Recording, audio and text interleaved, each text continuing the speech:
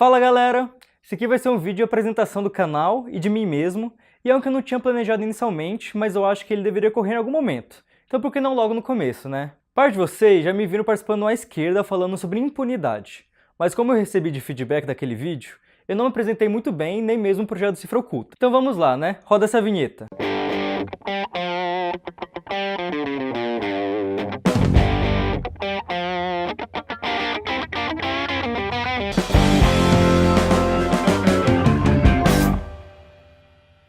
Então, gente, meu nome é Samuel Silva Borges, eu sou formado em Ciência Política e estou no mestrado em Sociologia, ambos pela UNB. E, para quem não sabe, eu sou o irmão mais novo da Sabrina.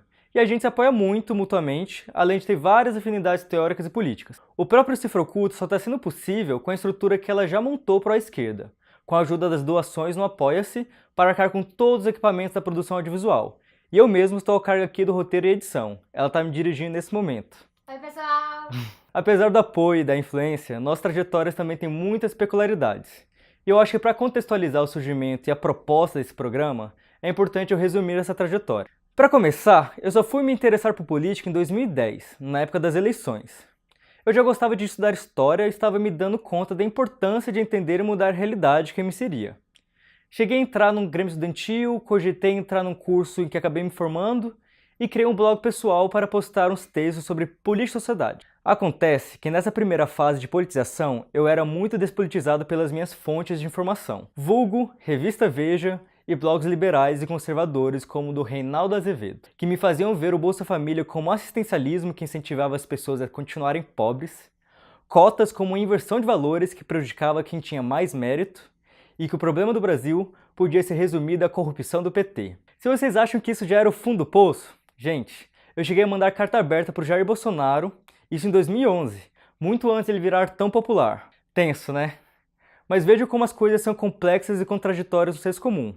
Essa carta, endereçada para um deputado conservador e elitista, tinha como intuito pedir a interferência dele contra a criminalização da greve dos bombeiros no Rio, o que é proibido pelo Código Militar.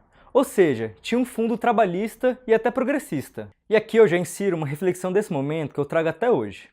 Eu não me envergonho dessa minha fase, primeiro porque ela não era de puro reacionarismo, e segundo porque me ajuda a lembrar que o processo de politização não surge do nada, mas ocorre a partir de um complexo de sentido cheio de contradições, que pode e deve ser disputado, aí sim, por discursos críticos e ideológicos mais coerentes, situados no espectro que vai da esquerda à direita.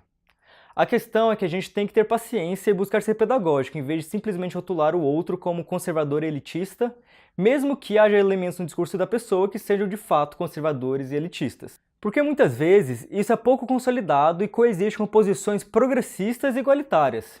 Se a gente simplesmente rechaça essa consciência contraditórias, a gente está se contentando em falar apenas para a bolha, ao invés de disputar corações e mentes para o projeto político que a gente acredita ser o melhor para a sociedade. Mas voltando, vocês podem se perguntar, por exemplo, onde estava minha irmã, militante teórica comunista, numa hora dessas, em que eu estava surfando na onda conservadora.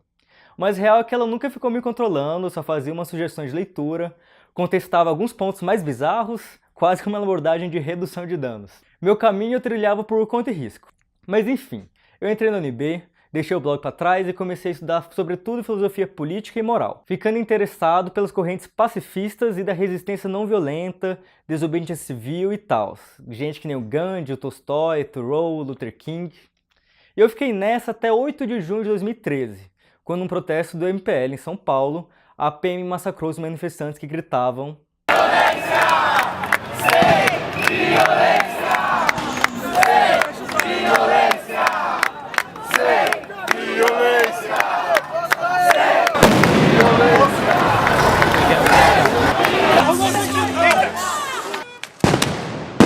Tá tudo que é assim, né? Gente, é esses porra aí, cara. Sensibilizado, eu quis protestar em Brasília se eu tivesse a chance, o que acabou acontecendo na abertura da Copa das Confederações. Ali, eu presenciei meu primeiro protesto de fato contencioso, diferentemente dessas marchas verde-amarelos que não incomodam ninguém no poder.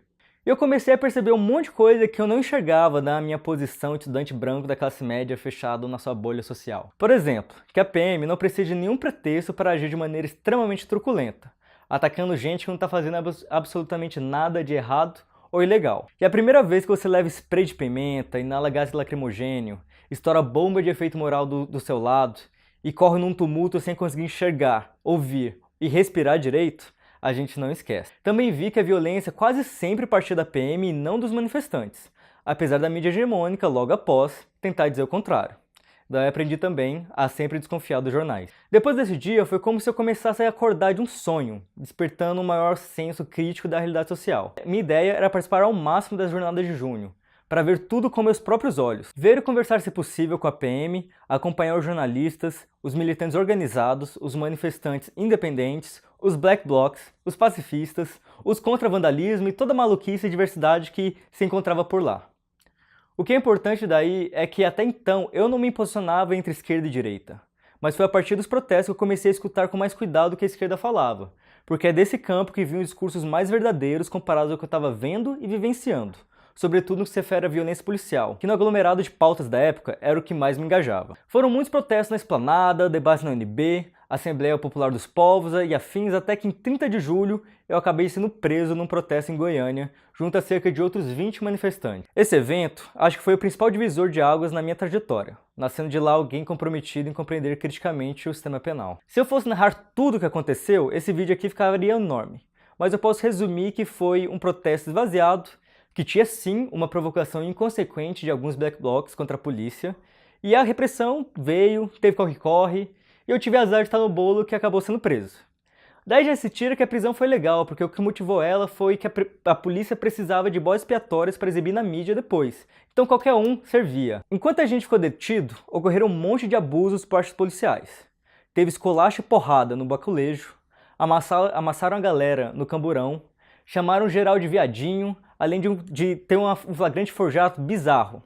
Eles tiraram as coisas que a gente tinha na mochila, no meu caso eram garrafas de água, mas poderia ser vinagre e leite magnésio, e eles foram catar pedras para usar como prova do vandalismo. Mas não era qualquer pedra não, eles pegaram umas pedras enormes que você tinha que arremessar com umas 2 mãos, era surreal. E o mais grave é que eles arranjaram uns tabletes de maconha prensada que eles queriam usar para processar a gente por tráfico de drogas, que é um crime inafiançável. Mas velho, quem que levaria tablete de maconha para traficar num protesto? A coisa é que a esse ponto, isso estava sendo presenciado e acobertado por jornalistas das TVs regionais, enquanto advogados voluntários eram impedidos de chegar perto. O que só aconteceu depois da ida no IML, que foi outra coisa bizarra, porque era para servir para identificar os ferimentos dos detidos causados pelos policiais, mas o exame contava justamente com a presença dos policiais com a arma em riche para intimidar geral. E outra ironia do destino é que a gente foi parar na delegacia do maior falastrão de Goiás, o delegado Valdir, que em 2014 foi eleito deputado federal recordista de votos, com um discurso tipicamente populista penal. Em algum vídeo mais pra frente eu devo falar mais desse sujeito. Mas voltando, todos conseguiram sair da prisão na outra manhã com apoio familiar ou de advogados voluntários, para responder esse processo criminal em liberdade. Eles queriam processar a gente por tráfico de drogas e organização de quadrilha, mas no fim foi apenas por dano qualificado. O processo foi, no fim das contas, proscrito por falta de provas. O MP não deu seguimento às denúncias e a gente está de bem com a lei. Mas essa experiência pessoal de criminalização foi importante para eu ver as hipocrisias do sistema penal.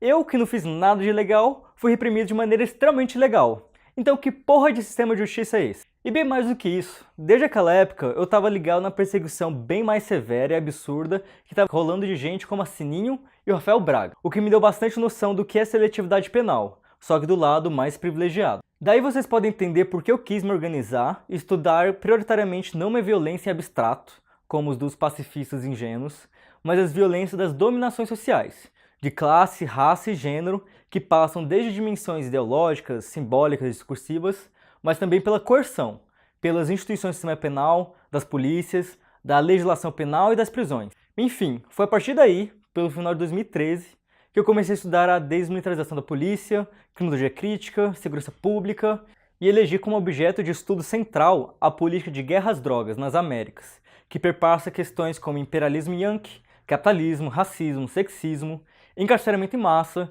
genocídio da juventude negra e toda uma seletividade penal que também reflete os privilégios e atendimento de interesse de gente poderosa que ganha muita, mas muita grana no âmbito legal e ilegal da economia, seja do tráfico de drogas ou do combate ao tráfico. Tudo isso eu pretendo aprofundar depois. Resumidamente é isso.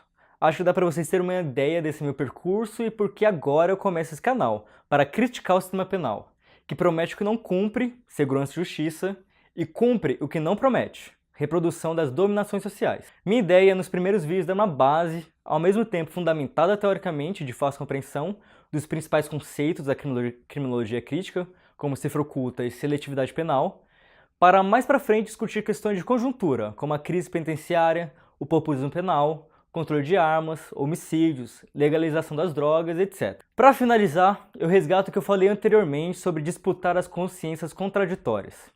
Minha concepção é que nessa questão de política criminal e segurança pública, coexiste no senso comum um monte de posições contraditórias, e não só aquelas hiperpunitivas e repressivas, apesar dos populistas penais quererem colocar como se eles fossem os legítimos representantes da vontade coletiva. Eu acho que tem muita, mas muita coisa a disputar desde uma posição crítica e antipunitiva. E a missão do Cifra Oculta é essa. Quem bota fé nela pode ajudar muito com ações muito simples, que é curtir, marcar a gente nos comentários e compartilhar os vídeos, fazer essa página crescer, conquistar mais espaço e atingir mais gente. É isso aí, galera. Tamo junto e até a próxima.